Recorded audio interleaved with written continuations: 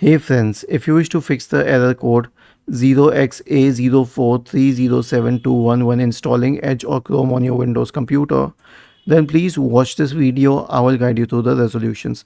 Now, if it is for Microsoft Edge, then simply open the Microsoft Store and wait for a while and then search for Edge in the search bar and then hit enter. And once Edge loads here, then you can install it. Okay, but you'll notice one thing: you won't find Google Chrome on the Microsoft Store. Why? Because Google Chrome is manufactured by Microsoft's competitor, so they don't want it on the Microsoft Store.